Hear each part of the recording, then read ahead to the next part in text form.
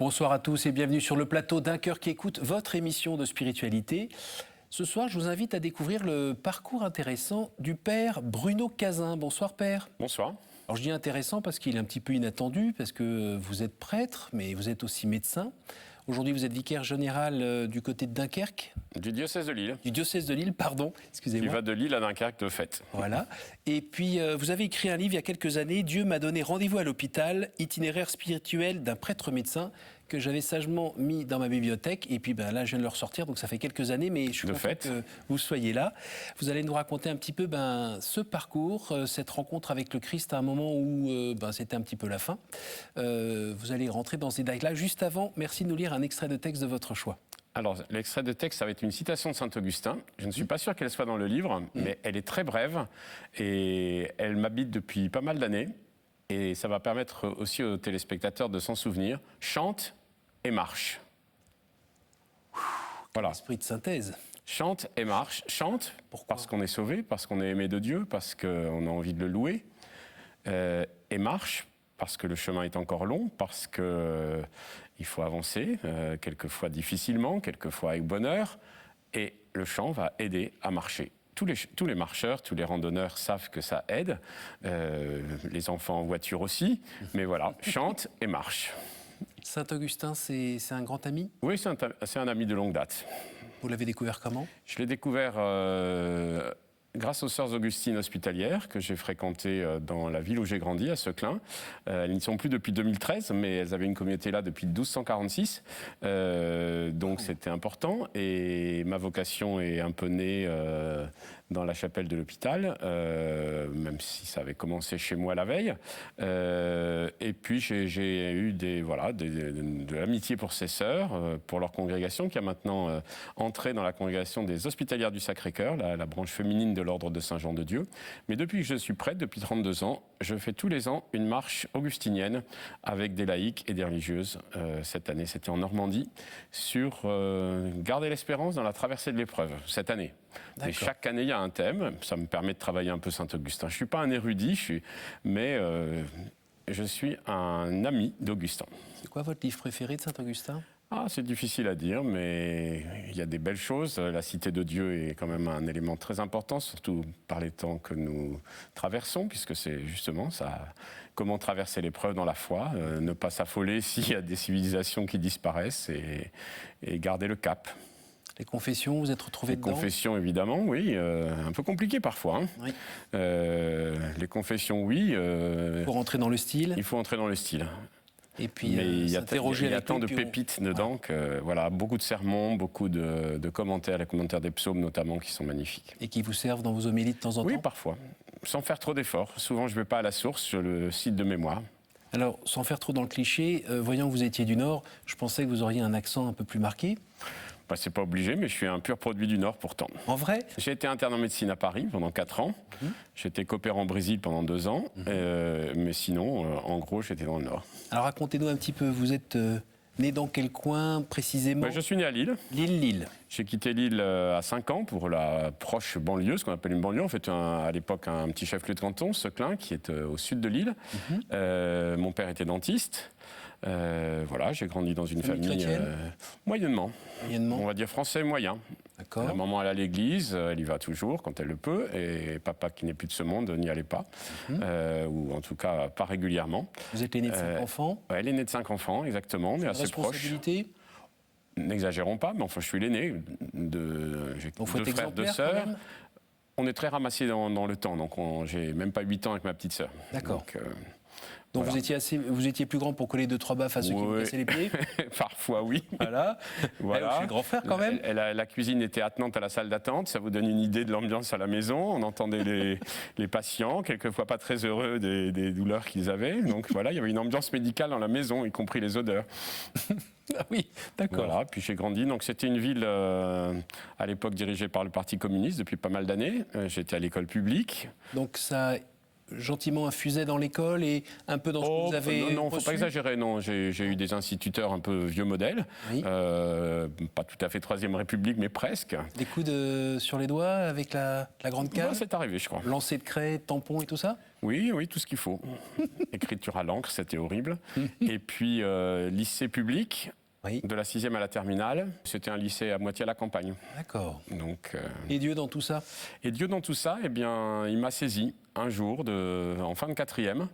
J'avais 12 ans et demi, j'avais un an d'avance et je suis de la fin de l'année. Je ne peux pas dire pourquoi. Pendant quelques jours, je me questionnais. D'où on vient, où on va, est-ce que Dieu existe, sans qu'il y ait de raison particulière. Ça a duré quelques jours, je ne peux plus exactement dire, on va dire une semaine. Et puis le samedi soir, je me suis dit dans la tête, Bruno, tu ne vas pas te casser la tête plus longtemps, faut arrêter de réfléchir, de toute façon tu ne trouves pas la solution, tu vas devenir agnostique. Il y avait personne avec qui parler de tout ça? Je discutais, oui, j'avais des amis au lycée, garçons et filles, on discutait beaucoup, mais pas forcément de ça, c'était très intime comme réflexion. Donc je réfléchissais comme ça le soir. Votre maman non plus? Non, on ne discutait pas de choses comme ça. Et ce samedi soir-là, j'ai dit, je ne peux pas conclure, puis j'allais m'endormir. Et à ce moment-là, j'ai ressenti la présence de Dieu, à la fois comme une évidence forte et douce en même temps. Beau, ça, comme une cadeau. expérience très forte. Oui. Si bien que j'ai lu des centaines de fois la conversion de Saint Paul quand j'étais adolescent. Je m'y reconnaissais à fond, je m'y reconnais encore bien. J'ai aussi une grande familiarité avec Saint Paul. Sans la chute de cheval. Exactement. Et merci d'ailleurs, mon Dieu, parce que... Voilà, mais il n'était pas, le cheval n'est pas dans la Bible, donc très bien. Mais voilà, un revirement total, puis je me suis endormi paisiblement. Et le lendemain, mon frère et moi, nous servions la messe à la chapelle des Sœurs Augustines de l'hôpital. Oui. C'était au bout de la rue, quoi, enfin 1 kilomètre de chez nous, on y allait en vélo. Je ne peux plus dire si au lever je me suis souvenu de la veille. En tout cas, je m'en suis souvenu très très bien pendant l'Eucharistie. Et là, j'ai vécu une expérience à la fois très heureuse, très lumineuse, absolument fondatrice. Alors dites-nous, c'est physique, c'est dans le cœur, c'est intellectuel? Qu'est-ce que vous pouvez dire aujourd'hui? C'est très difficile à exprimer, c'est dans le cœur. C'est dans le cœur, il n'y avait strictement rien de physique, sinon une impression de très grande lumière. Et de paix? Et de paix, oui, de paix, de joie. De joie, d'évidence lumineuse, je dirais ça. Hein. Et c'était dans un lieu où les sœurs étaient là, certaines dans les stalles, d'autres dans la nef, des malades. À l'époque, c'était hôpital-hospice, donc il y avait des personnes un petit peu simplettes, des cas sociaux, des malades, des personnes âgées, des voisins qui venaient à la messe là. Donc une expérience de l'Église que j'ai relue après comme étant très forte, puisque Dieu on m'a déjà un peu appelé à l'hôpital, il m'avait appelé la veille, mais enfin voilà, je m'en suis vraiment rendu compte ce jour-là. Ça a été déterminant. Alors dans les semaines et mois qui ont suivi, je me suis dit j'ai peut-être eu une illumination et si c'est pas Dieu, ça va partir. Et vous avez pu en parler avec quelqu'un ou pas? Oui, peut-être pas tout de suite. J'en ai parlé avec l'aumônier de mon lycée. Qui a compris, qui a entendu? Oui, très bien. Il m'a beaucoup aidé. Un prêtre déjà âgé, d'expérience, que j'ai régulièrement été voir après dans les années qui ont suivi. Mais j'ai gardé le secret quand même quelques mois. Je ne me suis pas précipité à consulter quelqu'un. C'était encore là. Vous avez senti que c'était pas juste un feu de paille? Non, c'est jamais parti. Ah oui, c'est ça. Et je me souviens que les vacances suivantes, je faisais beaucoup de vélo dans la campagne, il y avait encore beaucoup d'églises ouvertes, je m'arrêtais, je priais. Et autour de vous, la famille, les amis, ils ont vu un petit changement quand même? Non, je pense pas. Et alors Parce que après, vous êtes secret? C'est pas que je suis secret, mais c'était vraiment intime et je pouvais pas partager tout de suite. Par contre, après, assez vite, l'année suivante, j'ai beaucoup partagé avec des copains et copines du lycée dans la cour de récréation. Ça m'a beaucoup aidé. J'ai fait mon discernement avec des chrétiens, des non-chrétiens, des garçons, des filles. Ce qui est fou, c'est que c'est un âge où... Ah oui, c'était pas évident. Hein. Non, à ce moment-là... Quelquefois, j'exagérais un peu. Je disais, je vais devenir moine. J'en rajoutais. C'était pas tout à fait vrai. Même si ça m'aurait pas complètement déplu, mais j'en rajoutais un peu pour provoquer... faire réagir les filles, j'espère. Oui, exactement. Il fallait justifier quand même. Non, non, ne pars pas là-bas. Ouais, c'est ça. Ouais. Il y avait de ça. Hein. Mais ça m'a beaucoup aidé. Si bien qu'après, quand j'ai été étudiant en médecine... Pourquoi vous êtes parti en médecine? J'avais pas le choix. J'avais pas le choix, c'était médecine. Mon père parlait de ça depuis toujours. Mon père était dentiste, mes grands-parents paternels étaient dentistes tous les deux. Mon arrière-grand-père que je n'ai pas connu était médecin. C'était une évidence. De père en fils, on est dans ce métier-là. Oui, c'est ça. Oui, s'il n'y avait pas eu la guerre, mon père aurait aimé faire médecine, mais il avait pris du retard à cause de la guerre. Vous auriez pu être dentiste aussi alors? Non, il souhaitait plutôt médecine. D'accord. Et puis je suis pas très habile des mains, donc il valait mieux pas. Et votre maman, elle disait quoi là-dedans? on ne lui demandait pas son avis. Oui, elle était obligée d'être d'accord. Voilà. Eh oui. Voilà, et donc quand à 16 ans, l'anniversaire de mes 16 ans, j'ai dit à mes parents que je voulais être prêtre. Ça a été un peu la douche froide. Mon père m'a dit, c'est ou médecine ou la porte. Et il n'a pas dit plus. Alors 3 jours après, on a quand même discuté. Il était prêt à faire quelques concessions, mais tant qu'à faire de faire des études profanes, la médecine me disait bien. Son idée à lui, c'était pas de vous imposer sa volonté à lui, c'était de vous mettre dans quelque chose qu'il pensait être le mieux pour vous. Oui, c'est ça. Bon, à l'époque, j'ai eu un peu de mal à le comprendre, mais par la suite, on a pu discuter, heureusement. Il y a eu quelques années de silence. Rebellé ? Quelquefois, je dis, j'ai vécu l'église du silence, vous voyez. C'était l'époque. Hein, mais vous n'êtes pas rentré en rébellion, en colère, l'envie de partir ? Non. Je crois que j'ai beaucoup pris sur moi. Ça m'a donné, je crois, une vie intérieure peu banale. C'est pour ça que je parle d'église du silence, parce que j'avais la ferme certitude que si Dieu voulait que je sois prêtre, je le serais. Et comme j'étais assez précoce dans les études, j'ai fait médecine. Ça a très bien marché, donc j'ai réussi rapidement.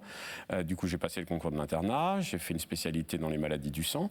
À 24 ans, vous étiez sur le marché du travail. Oui, exactement. C'est ça ? Même avant. Ouais. Voilà, j'ai passé ma thèse à 24 ans, même pas 23 ans, j'étais déjà interne, donc j'ai fini assez tôt. Par contre, j'ai eu la chance, pendant que j'étais étudiant en médecine, de fréquenter l'aumônerie des étudiants à Lille et de connaître l'existence des groupes de formation universitaire, les GFU, qui permettent à des étudiants de commencer le discernement de leur vocation, un début de formation. On avait des week-ends, des soirées, des sessions d'été. C'était remarquable. On était une centaine de toute la France à l'époque. Aujourd'hui, ça existe toujours, mais ils sont beaucoup moins nombreux. Et ça m'a beaucoup apporté. En fait. C'est-à-dire sur le terrain. Une sorte de formation en alternance. Oui, et moi, ça m'a beaucoup aidé. Parce que discerner sa vocation de prêtre tout en étant professionnel. Oui. Entre guillemets, dans la vraie vie et pas juste dans les bouquins. Dans la vraie vie, au travail, là aussi, avec les malades, avec les collègues, avec les infirmières, donc c'était très bien. Il y a quelque chose un petit parallèle qu'on peut faire avec les prêtres ouvriers ou pas ? Ah oui, certainement, oui. Certainement, et j'ai des amis prêtres ouvriers, et de la génération qui précède la mienne, évidemment, pour la plupart, sauf que dans le diocèse, on a un jeune prêtre ouvrier ambulancier. Voilà, moi j'ai beaucoup d'amitié pour eux, et je crois qu'il y a quelque chose de très fort. Par contre, j'ai toujours voulu, moi, conjuguer une mission pastorale et le côté professionnel. Alors, si je ne me trompe pas, vous avez travaillé pendant une trentaine d'années ? Eh bien, j'ai travaillé une bonne trentaine d'années en hématologie, dont 24 comme prêtre. Oui, à l'hôpital public. Et alors, ça veut dire tous les jours sur place ? Presque. J'étais à mi-temps. Et l'autre mi-temps, c'était en paroisse ? Eh bien, l'autre mi-temps, c'était un peu en paroisse, aumônerie d'étudiants, 8 ans comme vicaire épiscopal de Dunkerque, c'est pour que ça vous faisiez la confusion tout à l'heure, et puis 6 ans comme vice-recteur de l'Université catholique de Lille. Excusez-moi, vous dormez 4 heures par nuit ou... Non, je dors. Je cultive mes plantes, tout va bien. Eh ben, quel emploi du temps. Vous avez été gâté par la nature quand même. Peut-être.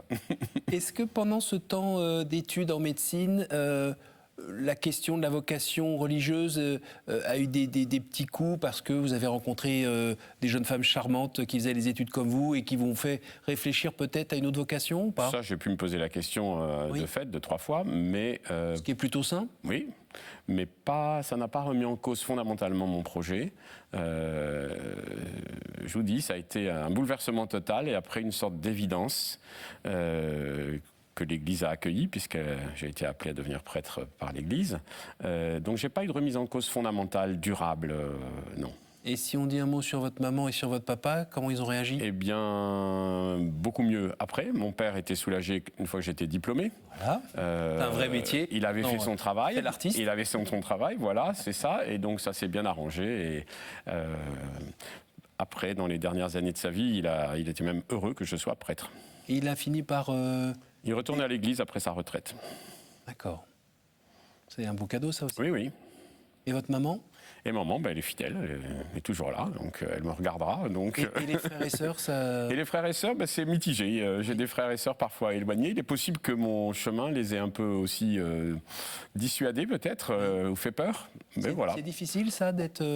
Oui, ça ne nous empêche pas de rester très proches. Oui. Vous savez, je pense que pour moi, il n'y a pas la catégorie des croyants, des non-croyants, des pratiquants, des non-pratiquants. Il y a des hommes et des femmes qui se laissent plus ou moins saisir par Dieu, d'une manière que Dieu connaît. et le salut est pour tous. D'accord. Donc je ne suis pas paniqué par Donc ça. votre travail, c'est quand même de le vivre, Oui. de témoigner par ce biais-là, de temps en temps de parler si on vous interroge, mais pas de faire des homélies à chaque repas de famille, quoi. Ah non, sûrement pas. Ça passerait pas d'ailleurs. Est-ce que vous pouvez, alors justement, dans ce livre, voilà, l'hôpital, un haut lieu spirituel, un lieu de grâce, un lieu de vie, c'est un peu le thème de votre Oui, livre. tout à fait. Même si ça fait quelques années, racontez-nous, parce que l'hôpital, Oui, pour beaucoup, c'est plutôt un lieu de j'ai arrêté souffrance. l'hôpital il y a 8 ans quand je suis devenu vicaire général du diocèse de Lille, donc ça fait un petit moment, même si je peux y retourner, c'est ma maison. Donc j'y suis... Ça, c'est une offre vous proposez vos services, hein. J'ai bien entendu. Voilà, mais j'y suis, voilà, c'est mon milieu de vie naturelle. En fait, si j'y suis resté comme prêtre, c'est parce que j'ai découvert que j'apprenais l'évangile à l'hôpital. Qu'est-ce que ça veut dire? Eh bien, j'apprenais l'évangile en accompagnant les malades, en faisant le métier de médecin, en leur annonçant un diagnostic, en les accompagnant, en proposant des traitements, en annonçant une rechute, en envisageant une greffe de moelle osseuse, par exemple, bon, tout ce que j'ai fait dans ma carrière médicale. Et si vous voulez, j'ai appris l'évangile parce que le malade qui est confronté à une maladie grave, il est dépouillé. Oui.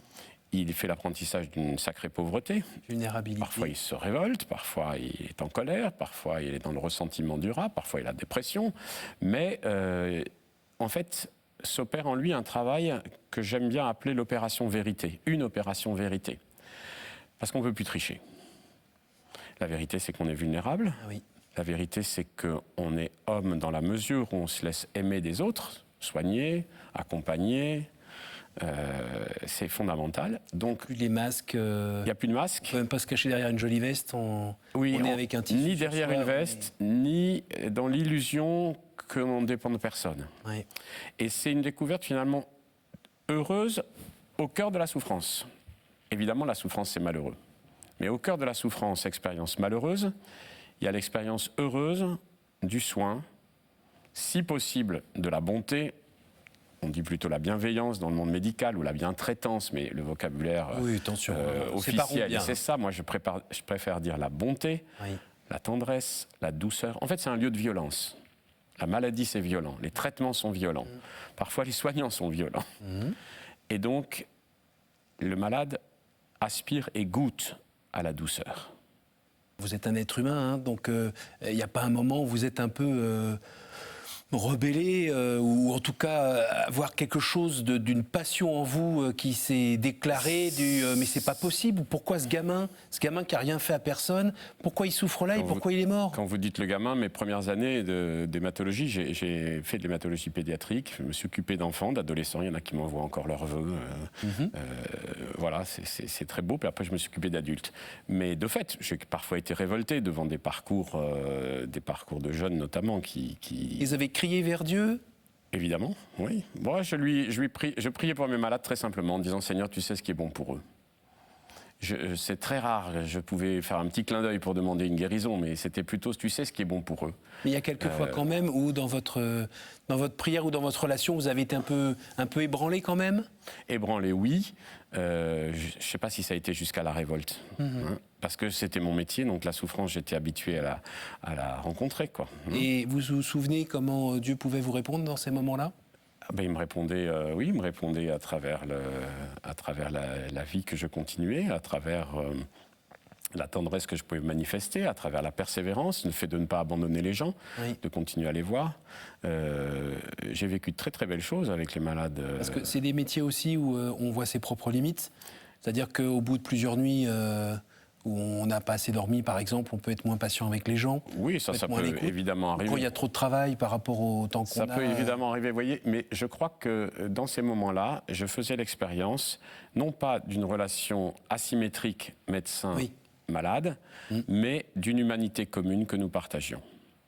Et en fait, à ce moment-là, quand la médecine est en échec, le médecin a les mains nues aussi. Oui. Il est aussi désarmé. Et c'est ce qu'un certain nombre de confrères ont du mal à vivre. Oui. Et j'ai toujours, comme j'étais à mi-temps, je partageais toujours mon bureau avec un collègue. J'ai eu de nombreux collègues, dont un certain nombre n'étaient pas croyants du tout. D'autres plus, croyants plus sociologiques, on va dire. Et quelquefois, ils me disaient, mais pourquoi tu continues à les voir? Pourquoi tu continues à discuter? Parce que je partageais volontiers ce que je recevais des malades et des échanges que j'avais avec eux. Parmi les gens qui nous regardent en ce moment, il y en a plusieurs qui sont à l'hôpital. Certains pour des choses bénignes, d'autres où c'est plutôt fatal, comme vous disiez tout à l'heure. Qu'est-ce que vous avez envie de leur dire, justement, à ceux qui sont censés avoir le visage du Christ en ce moment pour nous? Eh bien, le même message que je viens de donner, quoi. C'est-à-dire que dans la souffrance qui est la leur, et que je respecte totalement, je leur souhaite de découvrir la bonté de ceux qui les soignent, la tendresse, la douceur, et s'ils sont croyants, de rendre grâce à Dieu pour cela, parce que c'est ça qui nous fait vivre. Vous savez, j'avais un malade qui était né en Tunisie, il avait 3 ans de moins que moi, je l'ai soigné pendant 20 ans, il n'était pas musulman, il cherchait, et au fur et à mesure des années, on s'appelait docteur, monsieur, vous, etc. Et j'en parle dans mon livre. D'ailleurs, il est un des premiers que j'ai invité à l'archevêché de Lille pour lui remettre le bouquin. Et on a noué une vraie relation d'amitié. Il est décédé il y a 2 ans, alors que je le croyais guéri, mais il a rechuté 7 ans après une greffe de moelle. Mais ce malade, quelque temps après sa greffe de moelle, je prenais de ses nouvelles, et il me dit... je vais bien, docteur. Et puis j'entends un petit mais. Alors je lui fais préciser le mais. Et il me dit, mais vous savez, depuis que j'ai été greffé, je trouve que les gens, mais ils n'y comprennent rien. Il m'a même employé une expression un peu plus triviale. Il me dit, même ma femme, même mes collègues. Alors je lui dis, mais qu'est-ce qu'il y a ? Et là, il me sort cette phrase magnifique. Il m'a dit, ils n'ont pas compris que l'essentiel, c'est le don. Vous voyez, l'essentiel, c'est le don. Je souhaite à tous les malades de découvrir ça. On arrive à la fin de l'émission, c'est le temps des questions courtes, réponses courtes. Je vous écoute, un chiffre entre 1 et 10. Oh là là, j'ai l'impression d'être chez la cartomancière. Oui, j'ai fait faire ce que je peux. Voilà. Je vous écoute. Alors, 5. Quelle image vous faites-vous du paradis ? Eh bien, le paradis, moi je le vois comme un lieu de grandes retrouvailles où on va pouvoir comprendre quelqu'un qui est aujourd'hui le plus éloigné de nous, je ne sais pas, un Chinois du IIIe siècle avant Jésus-Christ, comme son meilleur copain. C'est une petite image du paradis. Après, je vais certainement beaucoup découvrir, ce sera peut-être tout à fait différent. À nouveau, je vous écoute. 3. En dehors de la Sainte Famille, quel est le personnage biblique qui vous touche le plus en ce moment ? Je vous l'ai dit tout à l'heure, c'est Saint Paul. Je reste fidèle. Je vibre toujours. Je dois toujours me contrôler parce que quand je prépare une homélie, je veux toujours commenter la lettre de Paul. Et puis souvent, les chrétiens me disent « on ne comprend rien à Saint Paul, etc. » Et moi, je rentre dedans, mais avec une facilité étonnante. C'est vraiment un copain de longue date, bien même avant Saint-Augustin. Et les deux ont quelques similitudes. L'avorton. Ouais. Une dernière. Allez, 2. Tadam ! Quelle est la dernière fois où vous avez reconnu l'action du Christ dans votre vie ? Oh là là, alors là, c'est la colle, hein. L'action du Christ dans ma vie. Eh bien, alors ça, c'est difficile à dire, mais je le reconnais. Eh bien, écoutez, au JMJ. Au JMJ, parce que j'ai accompagné un groupe de jeunes professionnels du diocèse de Lille, à Lisbonne. Il se trouve que je connais bien Lisbonne, parce que j'ai fait mes études à Lille avec des Portugais. Je suis allé là-bas la première fois à 17 ans.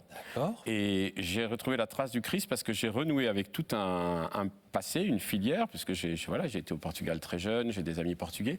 Et en expliquant à ces jeunes un peu l'histoire du Portugal, l'histoire des découvertes maritimes, de la diffusion de l'Évangile et de la colonisation, et je me suis dit vraiment, le Christ nous donne rendez-vous au cœur de l'histoire. Et j'ai trouvé un contraste saisissant entre cette histoire coloniale, très importante pour les Portugais, oui.